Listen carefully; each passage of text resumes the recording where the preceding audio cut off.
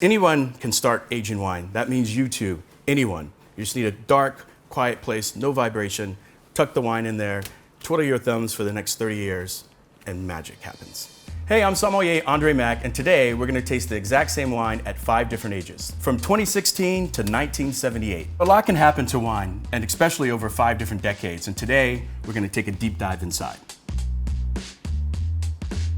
Most wine in America, I think 90% of wine is consumed within 24 hours after purchase. But if you have a chance to taste any wine that's aged for quite some time, I like to compare it to a caterpillar transferring into a butterfly. It would definitely change your perception of wine.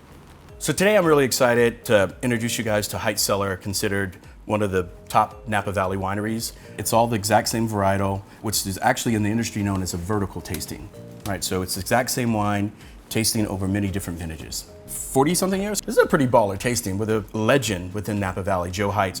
So the first thing we're gonna look at today is gonna be the bottles and the labels. I think the biggest thing that you're gonna look at here is vintage. Vintage means that at least 97% of those grapes have to be harvested during that particular year. So that doesn't indicate when the wine actually went into bottle. They were harvested somewhere around the later part of that year, and then they have to go through fermentation and the whole winemaking process. And then generally they're aged in oak cask for quite some time, anywhere from 18 to 24 months. I always like to think of oak barrels more as seasoning, right? It's like salt and pepper, and at the end of that, it's finally bottled. So just like wines have ratings, some people go through, vintages have ratings. And when we talk about a good year or a good vintage, we're talking about great growing conditions, the weather is right. Wine is this living, breathing thing that really depends on Mother Nature, right? To get the best crop, and you get one shot at it each year, and that's kind of what makes it special. I think with anything collectible, the price tends to shoot up. Old vintage American wine is pretty hot market right now, so a lot of those prices are starting to skyrocket. I like to think that you're paying for the time that it's been aged. It's not a lot of it around anymore. You're paying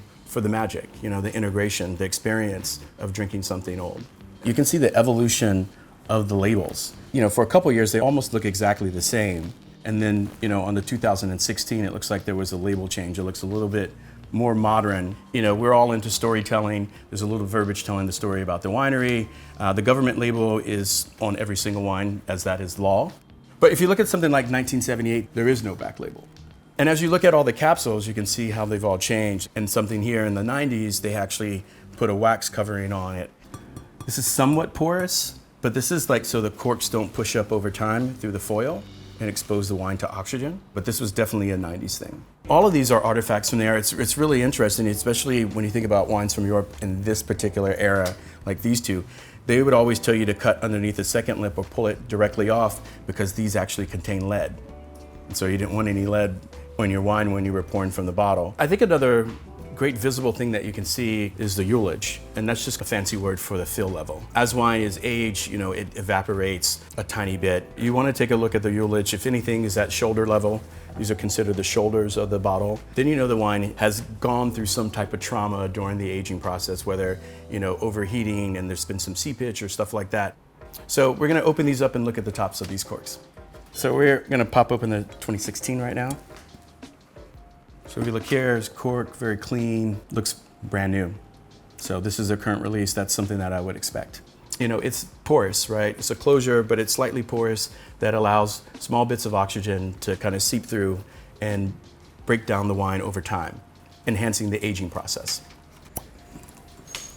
So very clean cork, looks fairly new, light color wine. So this is 2007. This looks fairly new. I just always rip these off. You can see how the cork is red, is saturated with wine here. So you can tell that the wine has been stored properly on its side. And also, you want the wine to be in contact with the cork just to keep the cork moist. When a cork starts to dry out, it allows more oxygen in and wine starts to seep out. So you can look at all these labels. The first thing you can tell that they're pretty clean. When a wine seeps, you can see it going down the side of the bottle or onto the label. That's a telltale sign that something happened in the cellar. So we have 2016 here. Over here we have the 2007. So 2007, a little bit darker, you can see that for sure. This is a little difficult with a wax top. And generally what I tell people, try not to cut it. By cutting it, I've seen people cut their thumbs and things like that. It's probably easier just to go directly in and then it'll pop right off. Hit it once and then you'll hit it again. And look at that, just like a true professional. I broke the cork It happens, so don't worry. Wine has been in it since 1994, so it's, it's starting to seep up. It's a little softer, it's a little bit pliable, so you have to take your time doing it. This is interesting, this is a Duran. So this is, a combination. This is called an Asso, and this is kind of one of the first corkscrews. They call it a butler's corkscrew. And you have these two thin blades on the side here that you kind of like pinch inside, and you wedge them between the cork and the bottle. And this is what we're all familiar with. This is called the helix. And so this keeps the cork in one piece. I just want to tell everybody, it's like, we're not wine snobs, we're just nerds. Right? You know what I mean? Like, all this information is not to be arrogant and to be an ass about it. It's something that, we're passionate about, and which ultimately makes us nerds. We're gonna slide this in either side of the cork. We've inserted the helix. We're all the way in, and then now we just slowly turn and pull. There you go. So we moved in 1985. When you start to get in some of the older wines, you definitely want to compare the vintage on the cork to the vintage on the front label. As you start to collect wine, there's a lot of money that goes into it, which means that there's possibly counterfeit. All right, and now it's 1978. So now if you look at this is impeccable for 1978.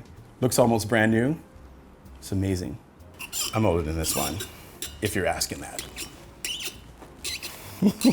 The scariest part of all of it is when you're extracting the cork. Sometimes I've seen, the glass break, and at that point you can't serve the wine. Give it a little muscle. So you can see the bottom here has wine on it. Looks like full contact. See how it's kind of seeped up here a little bit. And then you can see the vintage here, 1978. After opening all these bottles, I'm pretty excited. Now we're gonna move on and take a look at their appearance. So we have the 2016 here. You can see it's like bright, kind of exuberant, just has a shine and a sheen to it. So just looking at it, I'm like, oh, this looks like, new wine, fresh wine, young wine. This looks like a neon raspberry to me. And actually that's not a wine term, I know. Normally to examine a wine's color and to have it tell you more secrets, you want to turn it on its side slightly. And what you want to look at is the outer rim, which is known as the meniscus. If it has a watery rim, it means that the wine is pretty young. Red wine gets its color from the skins. And so during the winemaking process, we soak the juice on the skins, and that extracts color. It also extracts a few other things. It's gonna extract, tannin. Tannins are astringent. It's more of a feeling that you get than a flavor. And tannin kind of sucks the moisture out of your mouth, leaving your mouth kind of dry. So there's many different phenols in wine, tannin being one of them. And these different compounds and molecules attach to each other and start to fall out of a wine, which produce sediment. So the pigment in the color of wine, as it starts to age, over time, they start to combine with other compounds and start to fall out of the wine. So as a wine starts to age, the color fades. And we can see that over the range of the bottles that we'll open today. So now we're pouring the 2007. Kind of lost that lip gloss, kind of raspberry thing that was happening before. As you start to look at it, there is a little bit of water rim on the meniscus, showing that it is youthful, but not as much as the previous wine. We have the 1994, and automatically you can just see the difference. A little bit more brickish. There is a little bit of watery rim, just slightly, less than the previous wine. Yeah, you can definitely tell that it's older. So with this particular wine, we're starting to get into some of the older wines. This is the 1985. I would recommend decanting, just to kind of remove the sediment from the wine, right? Because that's a very unpleasant drinking experience. This is called a cellar rat, and it comes with a candle, but we just modified it by using a flashlight. So we're gonna pour the wine and decant it slowly into the decanter. We wanna light up the neck so we can know when to stop pouring as we start to see some of the sediment come through. And I'm constantly monitoring the neck just to make sure that there's not a flow of sediment seeping into the wine. As you can tell, it's not an exact science. All right, so we have sediment trapped in the neck. So we decanted the wine here, and we can actually see what's left here. So actually when I turn the glass up here, you can see it clinging to the side of the glass. It's almost like a soot. It tastes almost sandy, granular. And so you kind of want to remove that. Definitely an old wine, just looking at it, it's starting to be really brick. A brick is a little bit faded, no watery meniscus, so this is telling you that the wine has some sign of age to it. 2016 here, 1978 here, you can see a big difference in the color. So red with more like a purple hue here, kind of shiny and glossy. Here for 78, it's brickish orange. It doesn't jump at you, it's not as bright. I'm totally excited. Like this is what I live for. This is a great tasting. It actually is. This is like cool. This is like higher on the food chain, like good here. This is a really fun experiment. All right, so next up, we're gonna taste the wine. So we're gonna be looking for a couple of different things: fruit, acid, alcohol, tannin, and the overall taste of the wines. We're gonna start with a 2016. I'm just gonna hop in and start to taste.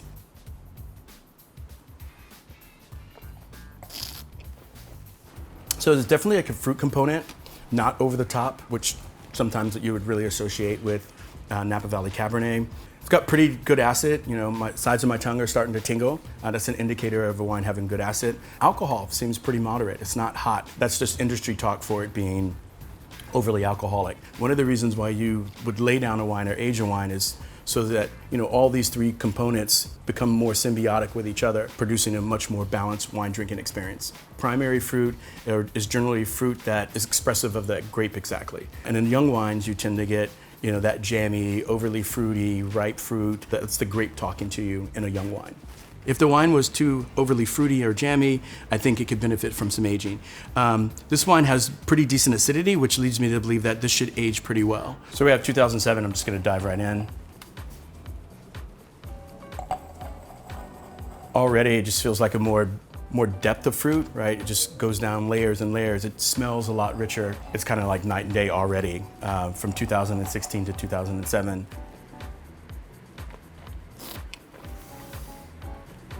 I mean, that's amazing. No tannins at all. So, you know, there's no astringent drying out of the mouth. There is some acidity. It still has fruit to it. Lots of fruit, really ripe, but not overly ripe. This is a totally different wine compared to the 2016. You know, the maturity of fruit, it's almost like, you know, you took ripe fruit off the vine for 16. This fruit, you put it in the pot and you added a little bit of heat to it. And now you're starting to, the flavors are commingling and you can smell a little bit of it. And so it has layers to it. As wine changes over time, the structure of the wine changes. It tastes more velvety. A lot of times when we talk about structure, we talk about whole milk versus 2% milk and how it coats your palate. And so you're going from whole milk, which is kind of fatty and rich and kind of thick on the mouth, to skim milk, where it's just a little bit more refined. Now we're moving on to 1994, one of the greatest vintages of my time being in wine. Also probably one of the greatest vintages ever in Napa. So I'm super excited to taste this wine. Oh no. Oh no, it's corked.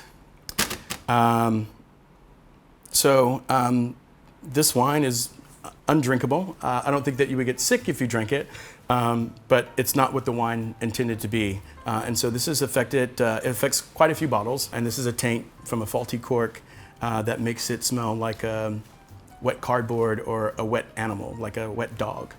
Cork is a living, breathing thing as well, so it can be affected by a taint or a virus that's in it, and it affects the wine. And generally speaking, one bottle out of every case is corked. It's a shame, but it happens. It goes with the territory.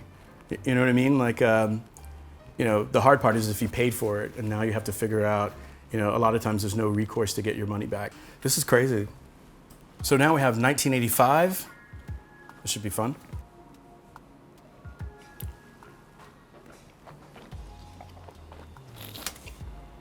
Yeah, so like dark pink cherries, leather, tobacco, tiny bit of cedar. And a thing that I always get like in old wines is like a dash of soy sauce, which is always kind of weird.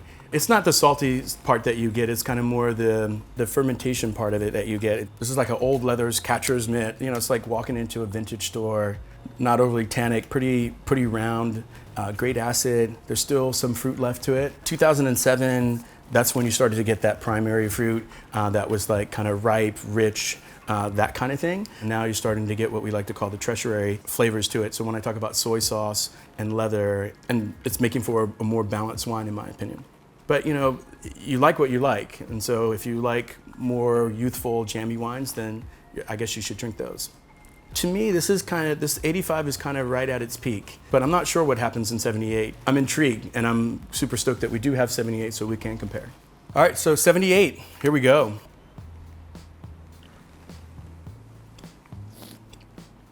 Wow, so, and this is the funny thing about wine, whereas you thought 85, that particular showing at 85 might have peaked, at least a little bit in my opinion, like I didn't think it could get any better. The 78 is phenomenal. It still has like this core rich thing of fruit. It has leather. It has, wow, it's got acid still. It's a little bit more light bodied. It's not like a long finish. It's got spice to it. There's a tad bit of anise to it. Just a total different experience. Like if you look at this versus 2016 or 7, you would almost think that this was a different grape varietal. From a nerd's perspective, you get excited about that because this is, you're drinking history in a way. This wine I think is exceptional. Wine's just an incredible thing, right? It changes and evolves over time. And is this accessible to people? I think that's like the biggest thing. Like, I know that like this isn't possible for a lot of people at this level. So if you ever get a chance to do something like that, I would recommend it. It's just a great kind of way to kind of geek out over wine. You know, a lot of times there's no recourse to get your money back because, you know, it's a final sale kind of thing.